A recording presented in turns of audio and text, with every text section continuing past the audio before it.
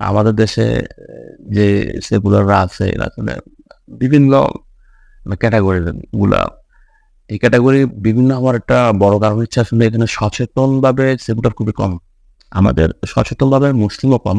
যে কারণে আসলে অ্যা আমাদের যে চিন্তার যে ফিলোসফি এটা আসলে কখনোই স্টেবল কিছু না। আমরা আসলে নিজেরাও বুঝি না যে আমরা আসলে কি বিশ্বাস করি বা কি ধারণা করি।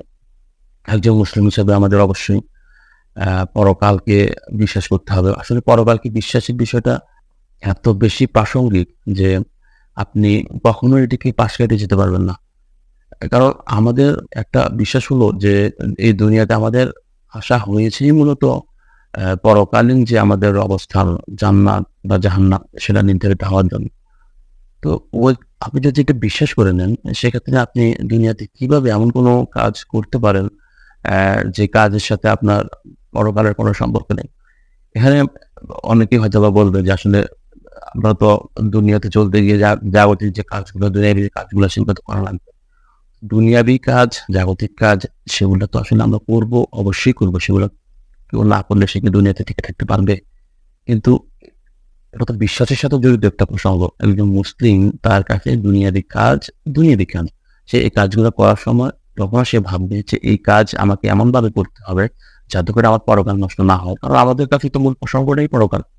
এখন যে পরকালকে বিশ্বাস করে না, তার কথাটা আলাদা। সে তো অবশ্যই তার কাছে দুনিয়াটাই সব এবং দুনিয়াকে কিভাবে সুন্দর করে সাজানো যায় অথবা দুনিয়াতে কিভাবে সর্বোচ্চ ভালো থাকা যায়, দুনিয়াকে কিভাবে সর্বোচ্চ এনজয় করা যায় সেটা এভাবে চিন্তা করবে।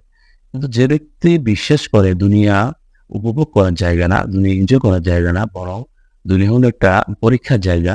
এখানে ভালো কর্মের দ্বারা পরকালে নিজের অবস্থানটাকে জান্নাতে নিয়ে যেতে হবে। সে কিভাবে চিন্তা করতে পারে? একজন অমুসলিম সে সেগুলো হইতেই পারে। কারণ অন্য ধর্মগুলো আসলে তারা পূর্ণাঙ্গ জীবন বিধানের কথা বলে কিনা সেটা আসলে অ্যা তারাই ভালো বলতে পারবে। কিন্তু ইসলাম এটা পূর্ণাঙ্গ জীবন ব্যবস্থা এবং আমরা কখনোই আসলে আল্লাহ সুবহানাহু ওয়া তাআলার আনুগত্যের বাইরে যেতে পারব না। যদি সে কাজটা আমরা করি সেক্ষেত্রে তো আমরা থাকতে পারতেছি না। এখন যে ব্যক্তি এটা বিশ্বাস করে যে দুনিয়া হচ্ছে আমাদের পরকালীন যে ফায়সালা সেটার জন্য, তাহলে সে কিভাবে সেকুলার হতে পারে?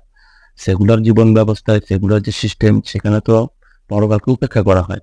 তাহলে কেন একজন পরকালে বিশ্বাসী ব্যক্তি সেকুলার সিস্টেম চাইবে? প্রথমত এটা তার আকীদার সাথে সাংঘর্ষিক। এই চাওয়াটাই তার জন্য জায়েজ নেই। দ্বিতীয়ত একটা সেকুলার ব্যবস্থা চাইতে একটা ইসলামিক ব্যবস্থায় পরকালীন মুক্তির জন্য কাজ করাটা সহজ। কারণ ব্যবস্থাটাই হবে এমন তার জন্য সবকিছু সহজ থাকবে। তাহলে স্বাভাবিকভাবে যে ব্যক্তি পরকালে বিশ্বাস করে সে তো কখনোই সেকুলার সিস্টেম চাওয়ার কথা না। এখন এটা আসলে তারা কিভাবে চায়, কিভাবে বিষয়টাকে আসলে তারা আ ২ টার মধ্যে একটা মানে মিল করে এটা আসলে খুবই অবাক করার বিষয়।